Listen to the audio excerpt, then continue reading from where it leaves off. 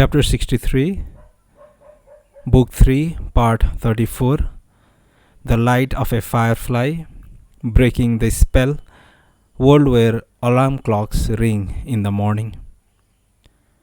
I promise, I said, but my voice had a certain artificial quality, as when you hear a recording of yourself speaking. I want to hear you say it, that you won't shine your light on me. I won't shine the light on you, I promise. Do you really promise? You're telling me the truth? I'm telling you the truth. I won't break my promise. Alright, then, what I'd really like you to do, if you don't mind, is pour 2 whiskeys on the rocks and bring them over here. Lots of ice, please. She spoke with the slightest hint of playful girlish lisp. The voice itself belonged to a mature, sensual woman. I laid the penlight lengthwise on the table, and in its light went about pouring the 2 whiskies, taking a moment first to steady my breathing. I broke the seal on the cotisarc, used tongs to fill the 2 glasses, and poured the whiskey over the ice cubes. I had to think clearly about each task my hands were performing. Large shadows played over the wall with every movement. I walked into the inner room, holding the 2 whiskies in my right hand, and lighting my way along the floor with the flashlight in my left. The air felt somewhat chillier than before. I must have walked up a sweat in my rush through the darkness, and now was beginning to cool off. I remembered that I had shed my coat along the way. In keeping with my promise, I turned out the light and slipped into my pocket. Then, by thoughts, I set 1 whiskey on the night table and took my own with me to the armchair by the bed. In the total darkness, I still remembered the layout of the room. I seemed to hear the sliding of sheets against each other. She was raising herself in bed, leaning against the headboard, glass now in hand. She gave the glass a little shake, stirring the ice, and took a sip of whiskey. In the darkness, these were all like sound effects in a radio play. I inhaled the aroma of the whiskey in my hand, but I did not drink it. It's been a long time, I said. My voice sounded somewhat more like my own than it had before. Has it? She said. I'm not sure what that means. Time or a long time? As I recall, it's been exactly 1 year and 5 months, I said. Well, she said, unimpressed. I can't recall exactly. I set my glass on the floor and crossed my legs. You weren't here last time I came, were you? Of course I was. Right here. In bed. I'm always here. I'm sure I was in room 208 though. This is room 208, isn't it? She swirled the ice in her glass and gave a little laugh. And I'm sure you weren't so sure. You were in another room 208. That's for sure. There was a certain unsteadiness in her voice, which gave me a slightly unsettled feeling. The alcohol might have been affecting her. I took my wool cap off and laid it on my knee. I said to her, "The phone was dead, you know." Yes, I know, she said, with a hint of resignation. They cut it. They knew how I used to like to make calls. Are they the ones who are keeping you here? I wonder. I don't really know, she said with a little laugh. The disturbance in the air made her voice quaver slightly. Facing in her direction, I said, I've been thinking about you for a very long time, ever since I was last here, thinking about who you are and what you're doing here. Sounds like fun, she said. I imagined all sorts of possibilities, but I can't be sure of anything yet. I'm still in the imagining stage. Well, she said, as if impressed. So you can't be sure of anything yet? You're still in the imagining stage? That's right, I said. And I might as well tell you this. I think you're Kumiko. I didn't realize it at first, but I'm becoming more and more convinced. Oh, are you? She said after a moment's pause, sounding amused. So I'm Kumiko, am I? For a moment, I lost all sense of direction, as if everything I was doing was off.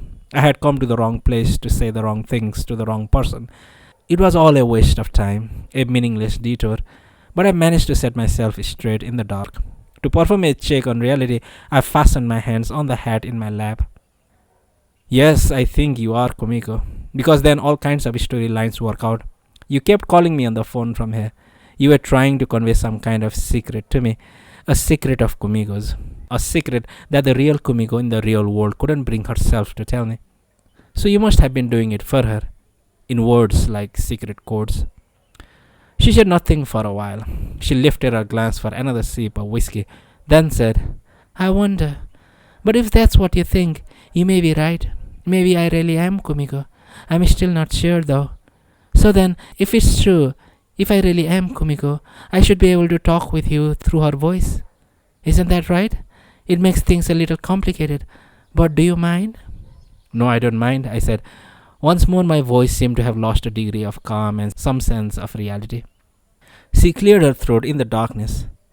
Here goes then. I wonder if it will work. Again, she gave a little laugh. It's not easy though. Are you in a hurry? Can you stay here for a while? I don't really know, I said. Well, just a minute. Sorry, I'll be ready in a minute. I waited. So, you came here looking for me.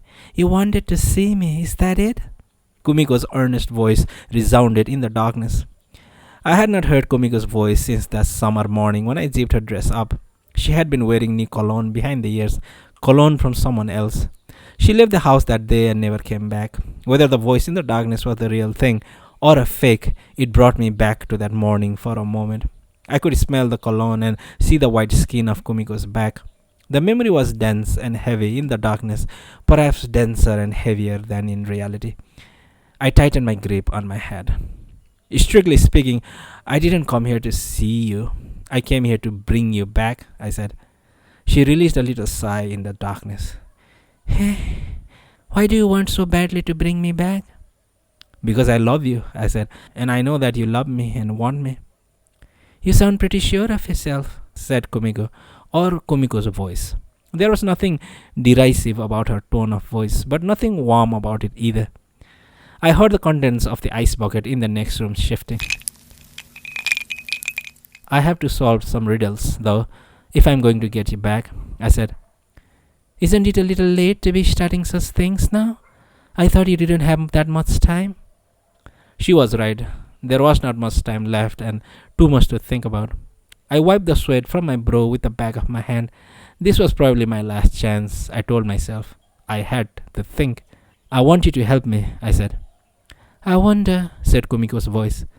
I may not be able to help you, but I'm willing to try. The first question is why you had to leave me.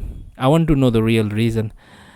I know what your letter said, that you had become involved with another man. I read it, of course, and read it and read it and reread it. And I suppose it does serve as some kind of explanation, but I can't believe it's the real reason. It doesn't quite ring true.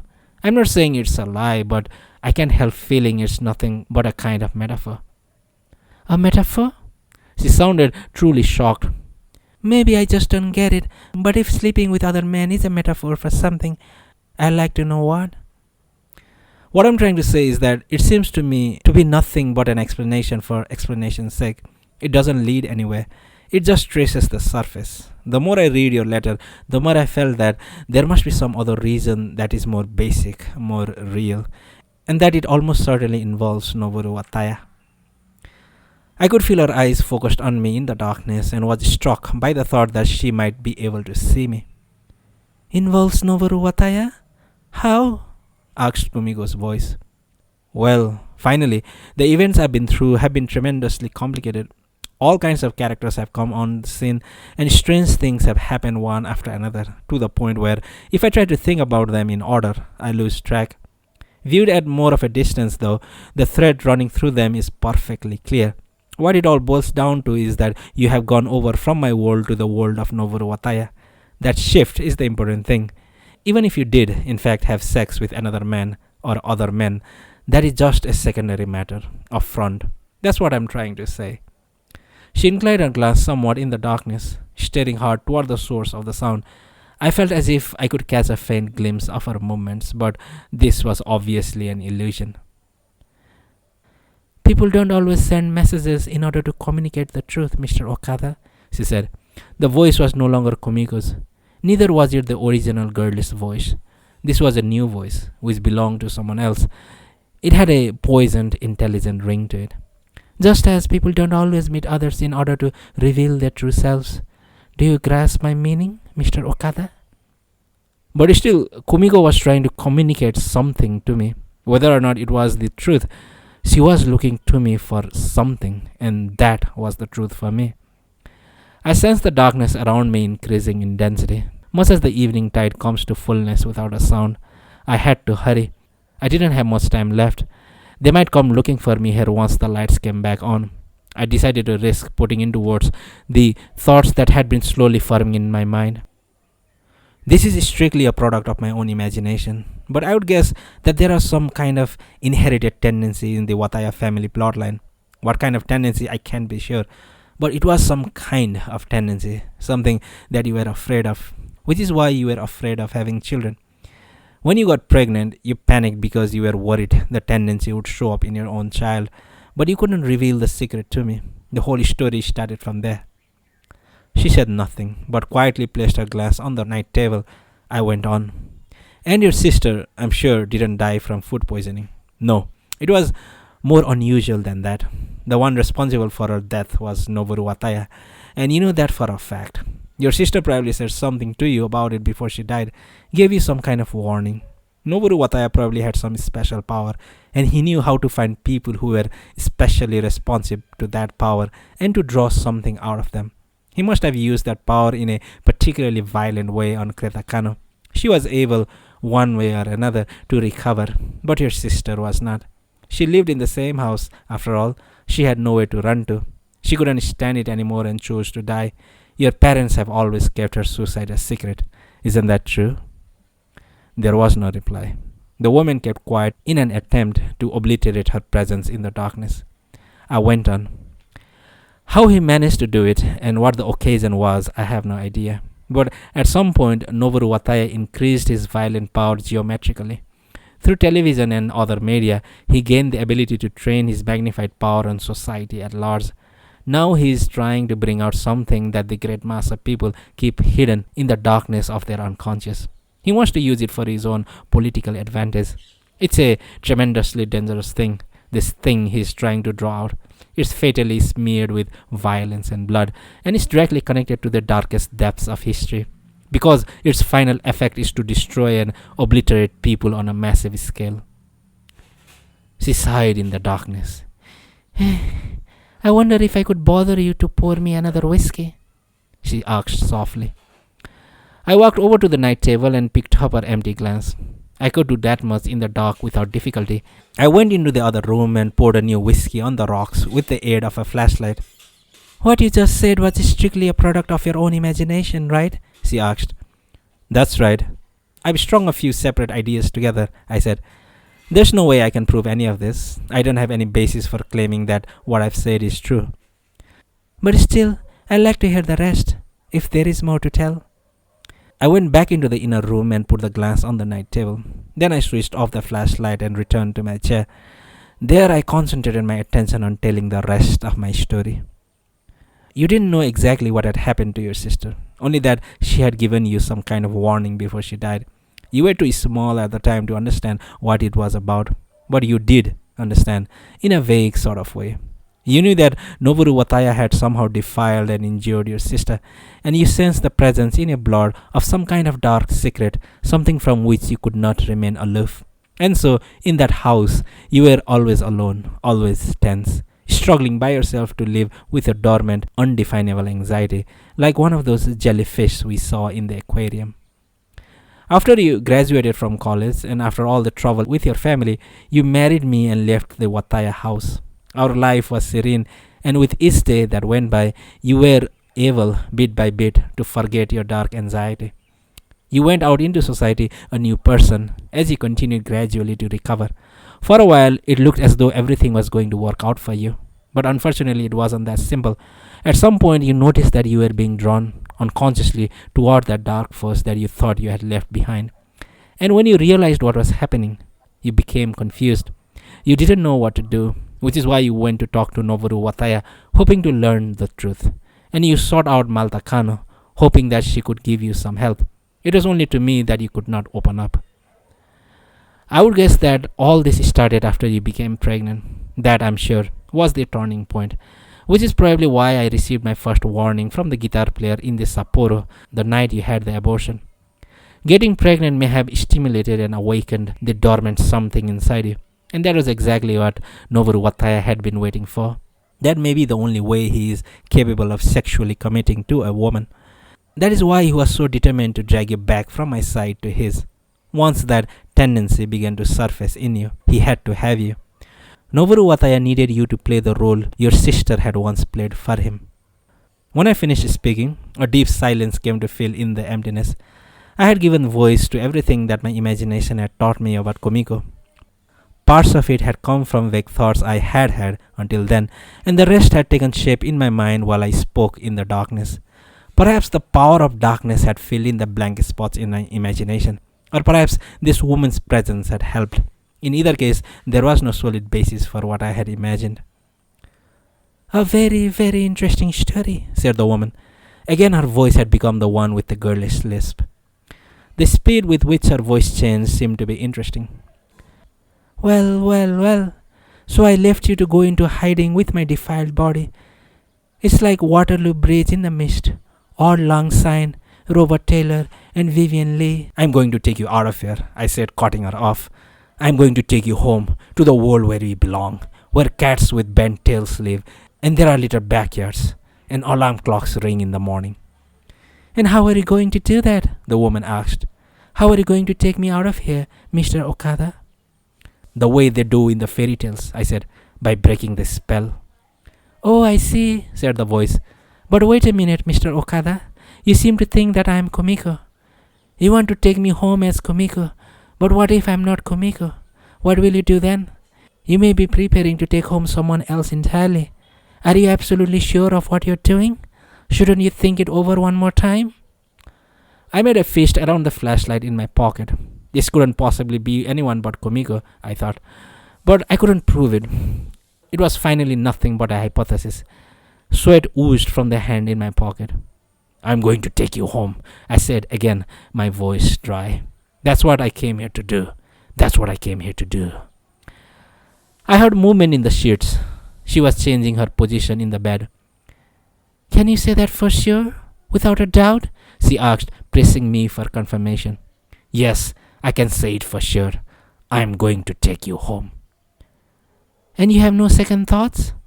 No, none. My mind is made up, I said. She followed this with a long silence, as if checking on the truth of something. Then, to mark the end of this stage in our conversation, she let out a long breath. I'm going to give you a present, she said. It's not much of a present, but it may come in handy.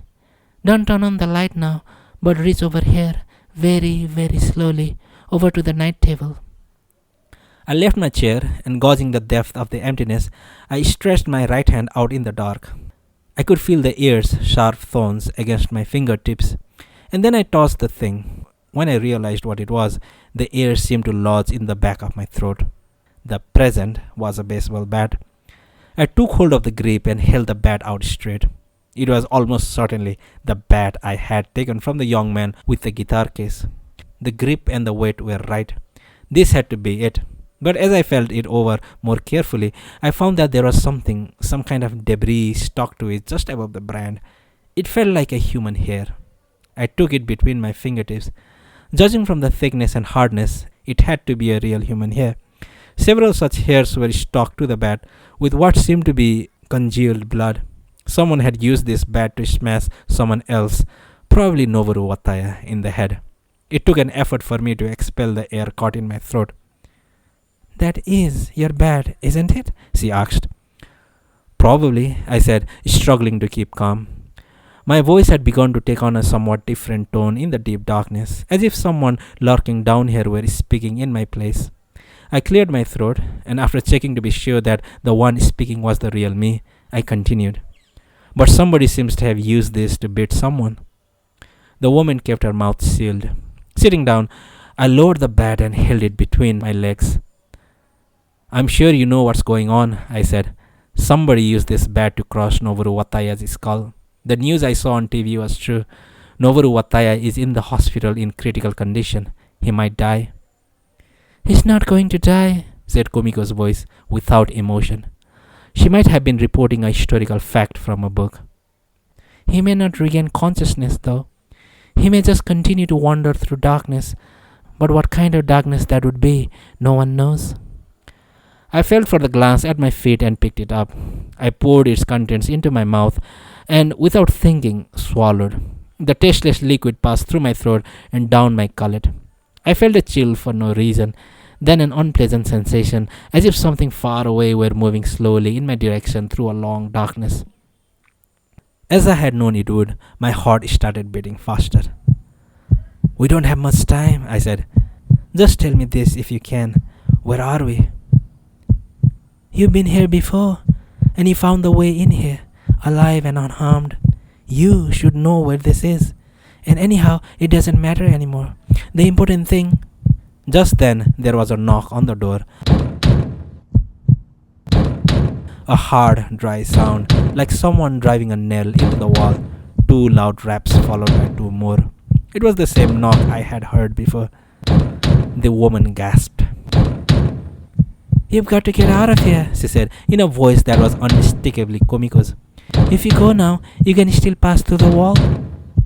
I had no idea if what I was thinking was right or wrong, but I knew that as long as I was down here, I had to defeat this thing. This was the war that I would have to fight. "I'm not running away this time," I said to Kumiko. "I'm going to take you home." I set my glass on the floor, put my wool hat on, and took the bat from between my knees. Then I started slowly for the door.